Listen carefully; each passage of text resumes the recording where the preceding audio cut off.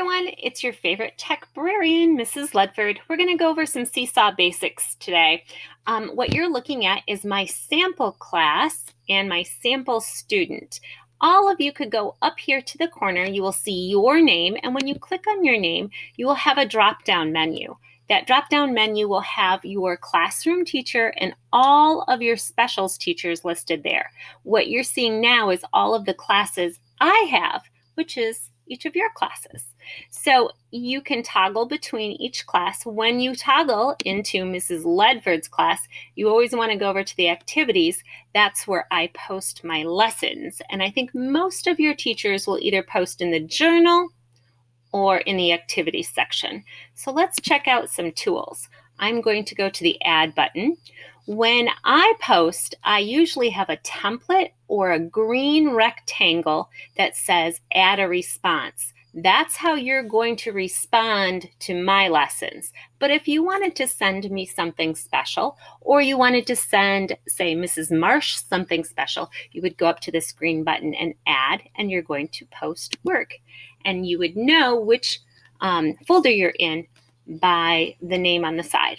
So these are all of our options, and last week we went over photos, and if you were in third grade, we did photos and video. We'll talk a little bit about getting into your Google Drive later. Third grade, that's something you can look forward to, but let's talk about all these really fun drawing tools that we have. So when a blank screen comes up, we have one slide. If we want to add multiple slides, we're going to come way down here and add more pages. We have a text box so that we can type and label if you're into some nonfiction features. A microphone if you'd like to sing your assignment or talk to me. Take a picture.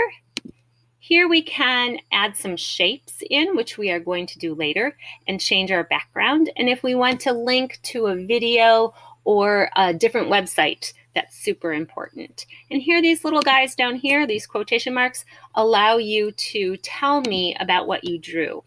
So these are our features today. The pencil. Here it starts out, it is gray. I can change it to any color I would like. And I think I'm going to start with red. Get up there. There we go. And if I click on my pencil, different widths of how much I draw, how thick I draw my line comes up. So I'm going to start here. And oh, that's just not thick enough. So I have two ways to get rid of this circle. I can go up to the undo button and it goes away. Or I have an eraser down here. So if I draw part of it and oh, it doesn't look so good, I can erase part of that. I'm going to erase all of it because I'm going to draw a character that I think you know. All right, so here is my pen. It has the same features as the pencil, but it can get pretty thick. So it could almost turn from a pen into a marker. Yep, that's how big I want it. And I want it red. And see if you can guess this character.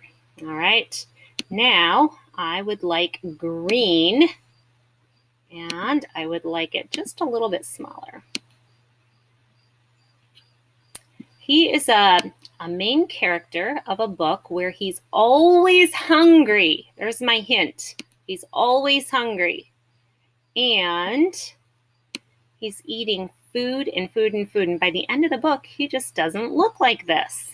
Let's throw some yellow in there. Any thoughts right now? We're getting closer. All right. But now I want it a little bit smaller. It's got these little antennas coming up. Were you thinking the hungry caterpillar? Because that's what I was trying to draw. Maybe you guessed it already. All right, here's my highlighter. If I want to highlight something, that's really important. If you're highlighting text, that's important. You can change the color as well. This is a new feature, the glow pen. Oh, I am super excited about this pen.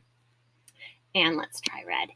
When you highlight, it comes out white. But if you do it on the white area, look at this. It glows. Is that not the coolest? I love it. I love it. And then, of course, we have our eraser. All right, so those are our features. If we think we like them, our hungry caterpillar looks a little scary right now. We're going to give it a check. And you will see the folders. So make sure you're sending it to the right teacher. Last week, I got lots of pictures of writing. Unfortunately, it was supposed to go to the classroom teacher, not to Mrs. Ledford. So make sure you put it in the right folder and send it to the right teacher. Put a check on it when you are done. And it uploads. And those are some of the tools that we are using in our Seesaw. Oh, I forgot to talk about backgrounds. Well, I guess you know what we're going to talk about next week. Have a great day.